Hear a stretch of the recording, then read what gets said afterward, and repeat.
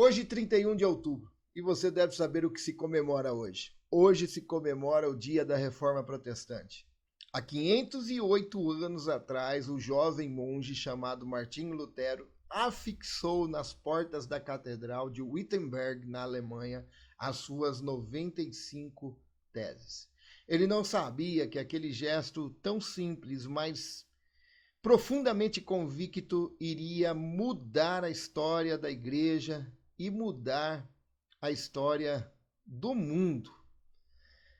A Reforma Protestante não foi apenas um protesto contra abusos religiosos, mas foi um chamado ao retorno à palavra de Deus, a um chamado a redescobrir o evangelho da graça e a fé em Cristo como o único mediador. E também a Reforma Protestante nos lembra que a autoridade final da igreja é a Escritura e que a glória deve ser dada somente a Deus.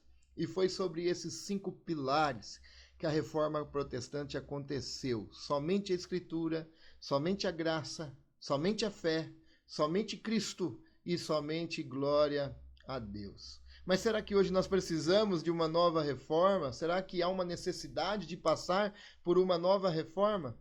Não uma reforma que comece pelas portas das catedrais, não.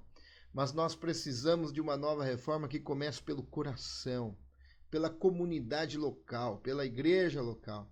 Uma reforma que nos leve a viver o evangelho de forma simples, autêntica e amorosa.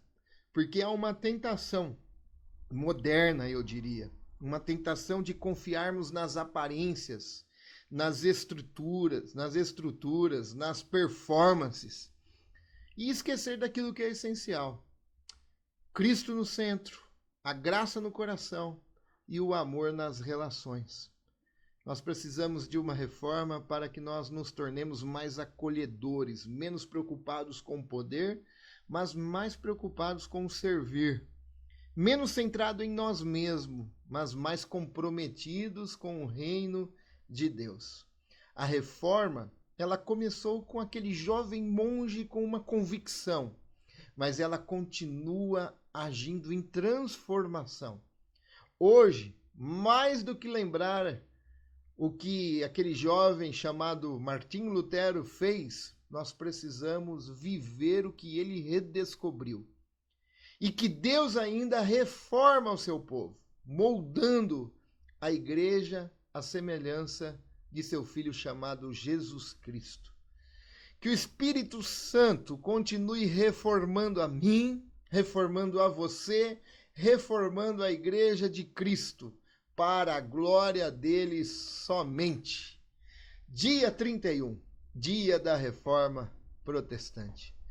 Deus te abençoe, fique com Deus. Igreja reformada sempre se reformando.